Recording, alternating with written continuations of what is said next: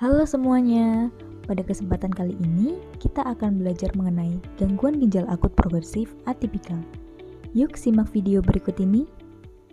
Terdapat lebih dari 130 kasus Berada anak di Indonesia Indonesia yang mendeteksi pemirsa, gangguan kasus ginjal gagal akut ginjal serius pada anak yang meningkat.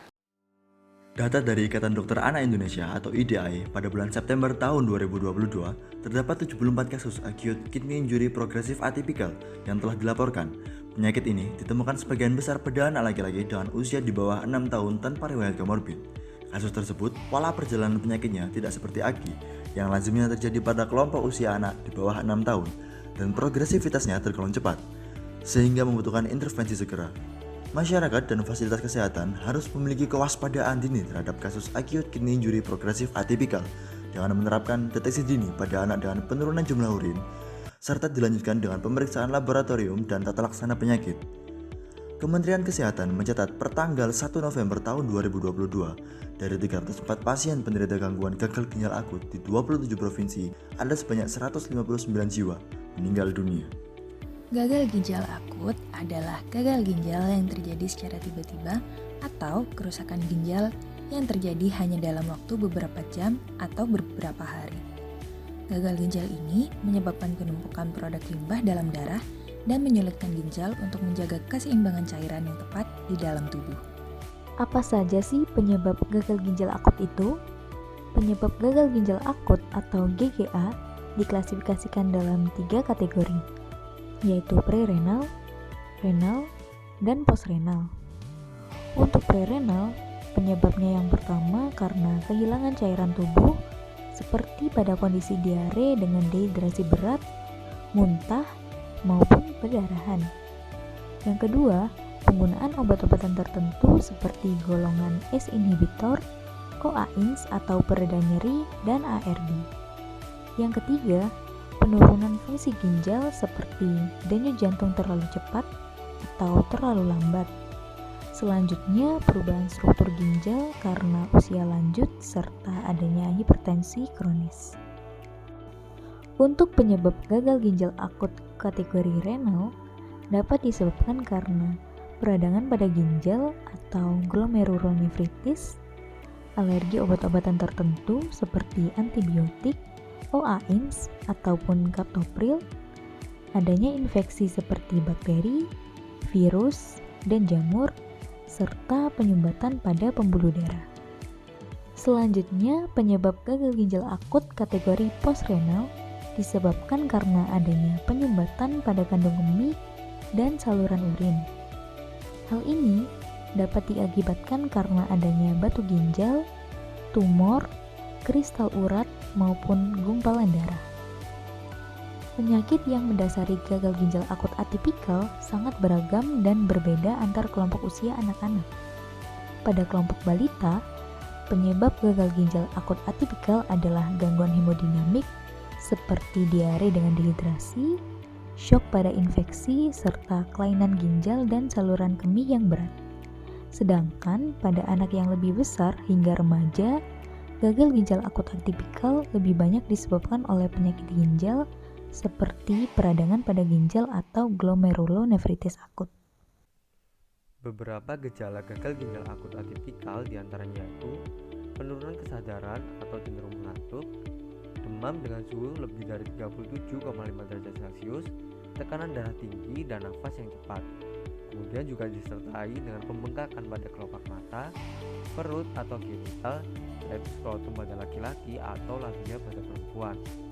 Kemudian pasien juga bisa mengalami infeksi saluran pernafasan akut yang ditandai dengan batuk atau pilek.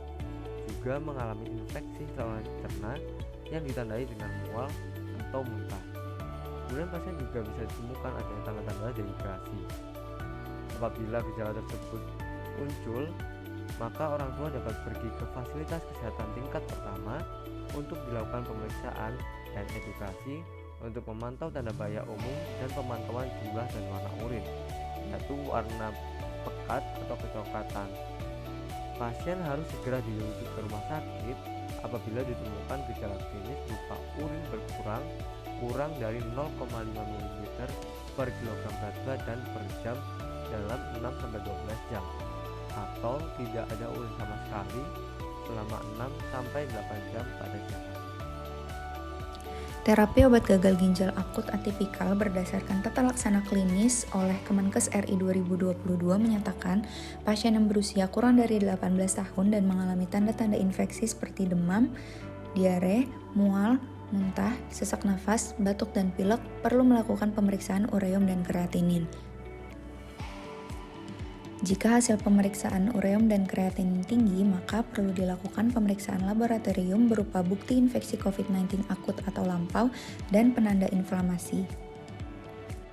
Jika seluruh hasil pemeriksaan laboratorium menunjukkan hasil yang positif, maka pasien perlu dirujuk ke rumah sakit untuk mendapatkan terapi obat sebagai berikut.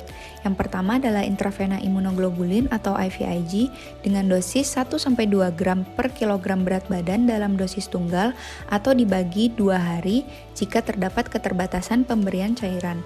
Yang kedua adalah metilprednisolon pulse melalui rute IV dengan dosis 10-30 mg per kilogram berat badan per hari selama 3-5 hari, kemudian dilanjutkan dengan pemberian steroid oral di tapering off selama 2-3 minggu. Obat berikutnya adalah antibiotik yaitu cefoperazone melalui rute IV dengan dosis 20-40 mg per kilogram berat badan per hari dibagi dalam 2-4 kali sehari. Kemudian pasien juga dapat diberikan terapi tambahan berupa antikoagulan jika jumlah dedimer pasien tinggi. Selain itu juga dapat diberikan antihipertensi untuk menjaga tekanan darah agar dapat mempertahankan perfusi yang cukup terutama di ginjal dan otak. Terapi non-obat yang dapat dilakukan antara lain memenuhi kebutuhan cairan yang masuk dalam tubuh.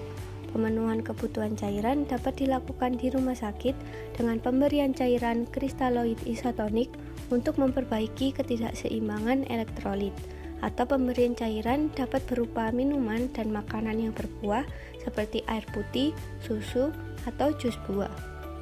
Kemudian pasien juga disarankan untuk konsumsi makanan yang bergizi, istirahat yang cukup, dan tetap melakukan olahraga ringan. Terapi pengganti ginjal atau renal replacement therapy seperti hemodialisis dan peritoneal dialisis juga dapat dilakukan atas rekomendasi dokter untuk kasus fungsi ginjal yang sudah tidak memadai pada pasien gagal ginjal akut berat. Cairan merupakan komponen yang penting karena status hidrasi yang cukup bermanfaat pada pertumbuhan dan perkembangan anak. Menurut Ikatan Dokter Anak Indonesia, kebutuhan cairan pada anak diperkirakan pada bayi usia 7-12 bulan memerlukan cairan 800 ml atau sekitar 2-3 gelas per hari. Usia 1-3 tahun memerlukan 1,3 liter atau 5 gelas per hari. Usia 4-8 tahun memerlukan 1,7 liter atau 6-7 gelas per hari. Usia 9-13 tahun memerlukan 2,1 sampai 2,4 liter atau 8 hingga 10 gelas per hari. Usia lebih dari 14 tahun memerlukan 2,3 hingga 3,3 liter atau 9 sampai 13 per hari. Dan cairan ini dapat berasal dari makanan maupun minuman. Berikut pencegahan gangguan ginjal akut atipikal. Yang pertama, menghindari sementara konsumsi obat dengan bentuk sediaan sirup, menghindari terjadinya dehidrasi pada anak, sehingga dapat dipastikan kebutuhan cair tubuhnya tercukupi dengan minum air putih. Memastikan perilaku hidup bersih dan sehat tetap diterapkan pada kehidupan sehari-hari. Kemudian memastikan rajin mencuci tangan sebelum dan sesudah makan, mengonsumsi makanan yang sehat dan bergizi seimbang, menghindari jajan sembarangan, mengkonsumsi minum dengan air matang, dan memastikan imunisasi anak rutin dan lengkap.